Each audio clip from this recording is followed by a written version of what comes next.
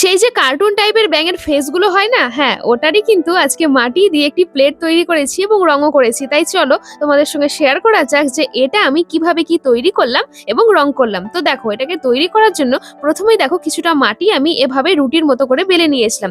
এরপর একটা কাঠির সাহায্যে কিছুটা রাউন্ড টাইপের শেপ দিয়ে এখানটায় কাট করে নিয়েছিলাম।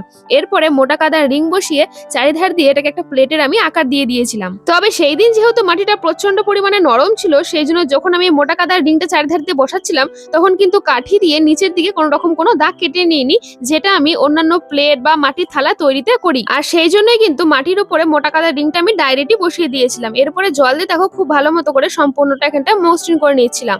আর হাতের সাহায্যে এখানটায় দেখো একটা ডিম্বাকার শেপ কিন্তু প্লেটের আমি দিয়ে নিয়েছিলাম। আর সব থেকে শেষে দেখো দুটো ওখানটায় কানও আমি অ্যাটাচ করে দিয়েছিলাম। আর দেখো কানটা অ্যাটাচ করার পর এটা কি কিউট লাগছে, তাই না বলো দেখতে? আর এটাকে তৈরির আমি ২ দিন পরে কিন্তু রং করতে বসেছিলাম, কারণ বুঝতেই পারছো ওয়েদারের যা বাজে অবস্থা, ঠিকঠাক ভাবে রোদও উঠছে না আর আমি ঠিকঠাক জিনিসগুলো না শোকাতেও পারছি না। সেই জন্য আমার মোটামুটি ওই ২ দিন লেগে গিয়েছিল এটাকে শোকাতে, তাও আবার ফ্যানের হাওয়াতে আমি শুকিয়েছিলাম এটাকে।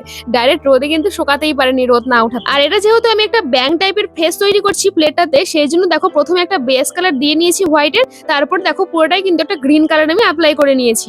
এরপরে দেখো একটু হোয়াইট কালার নিয়েছি, তারপরে নিচের পোর্শনটাতে একটু এরকম করে এখানটা হোয়াইট কালারটা দিয়ে নিয়েছি। এরপরে আস্তে আস্তে কিন্তু এখানটা আমি চোখ মুখগুলোও কিন্তু আস্তে আস্তে আমি ড্র করে নিয়েছি। আর আমি কিন্তু এর আগে অনেক ধরনের মাটি দিয়ে প্লেট তৈরি করে তার উপরে অনেক কিছু ড্র করেছি, তোমরা চাইলে আমার সেই পুরোনো ভিডিওগুলো দেখে আসতে পারো। আর হ্যাঁ, ভিডিওটা যখন এত দূর দেখে নিয়েছো তাহলে বলবো প্লিজ ভিডিওটা একটা লাইক করে আমার চ্যানেলে তুমি যদি একদম নতুন হয়ে থাকো তাহলে চ্যানেলটাকে অতি অবশ্যই সাবস্ক্রাইব করে দিও। আর আজকের এই কাজটি কেমন লেগেছে সেটাও কমেন্ট করে জানাতে ভুলো না। তাহলে চলো আজকের মতো এখানেই শেষ করছি, দেখা হচ্ছে এর পরের কোনো ভিডিওতে। সবাই ভালো থেকো, সুস্থ থেকো, টাটা।